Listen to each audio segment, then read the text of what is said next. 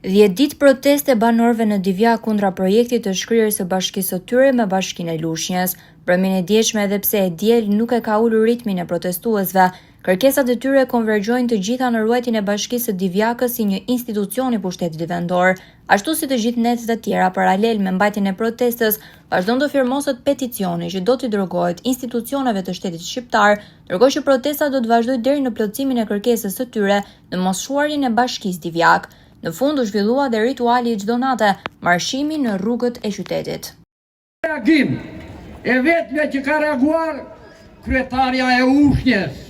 Na dash ka një dalje në det, po që të dalësh në det do kalosh për Divjak.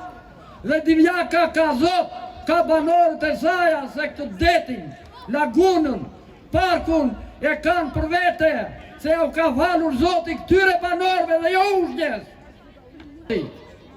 Le ta marri vesh edhe kryeministri, edhe parlamenti e kines, edhe Mazniku që me një tren të lapsi do të shkrijë Bashkinë e Divjakës. Le ta marri vesh edhe i presidenti Kuku që rreti edhe nuk thot një lap. Nuk po kërkojmë lëmosh, nuk po kërkojmë as privilegje, po kërkojmë të mbajmë atë status që kemi pasur. Divjaka bashki! Divjaka bashki! Divjaka bashki! Divjaka bashki! Mendoj që të shtojmë edhe një slogan tjetër. Këtu vendosim ne! Këtu vendosim ne!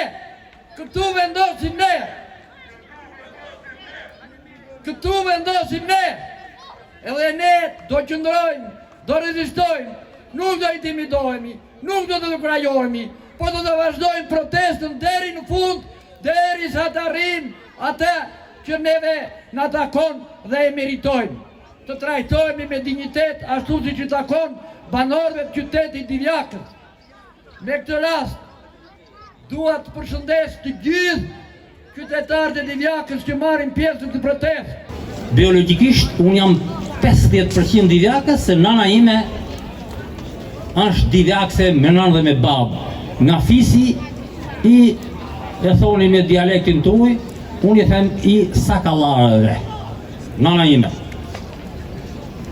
Nërsa vetë jam me origjinë, shumica e din, jam nga Spilleja e Kallajës, den babeten edhe unë. Por, sot, shtëpinë time, dokumentet e mia i kam në Divjak dhe i ruaj si sytë e babë.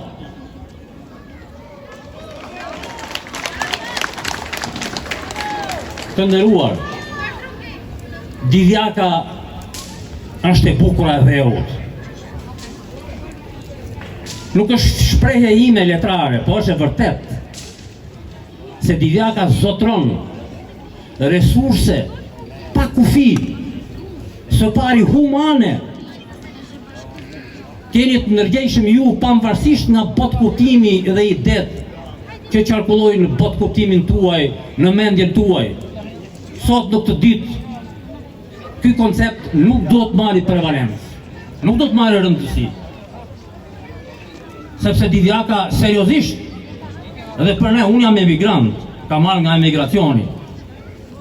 Ashtu që ka fol shoku im, miku im i vjetër, Filip Goreja në Ancona, dhe Divjakas të tjerë, një djalë i rrullave, kanë fol, kanë mbrojt kauzën tuaj, unë e ardha të flas këtu midis jush. Bravo! Dhe Divjaka është e bukura e dheut. Pse? Një, resursi më i madh i kësaj treve që është Divjak, Divjaka është koncept shumë i lashtë, shumë i vjetër. Arnisa i thonë, unë jam historian, unë jam agronom, e din gjithë Divjak. Por e kam informacionin e duhur, Divjaka, resursin më të madh çfarë ka? Është human, është njerëzor, ka njeriun. Divjaka si është një pasuri e madhe, e pashtershme. E kësaj treve, Divjaksi duke e kthyer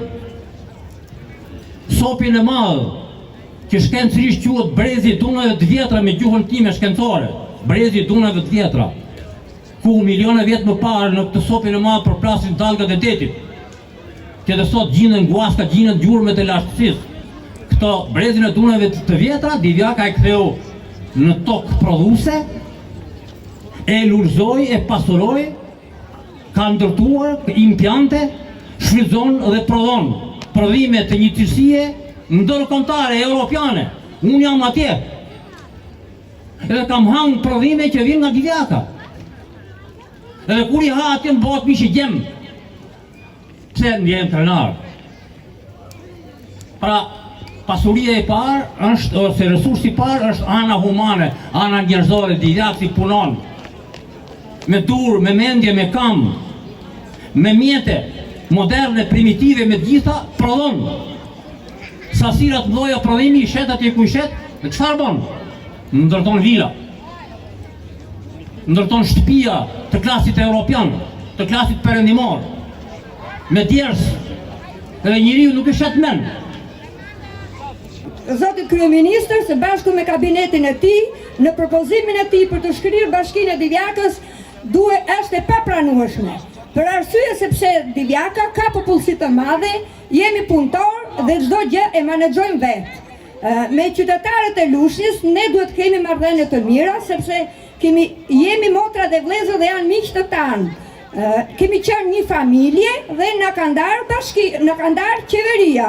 Kështu që ne duhet të kemi marrëdhënie të mira, nuk kemi pse të shajmë njëri tjetrin, por të lutemi qeverisë që të jemi dy bashki dhe të punojmë përpara.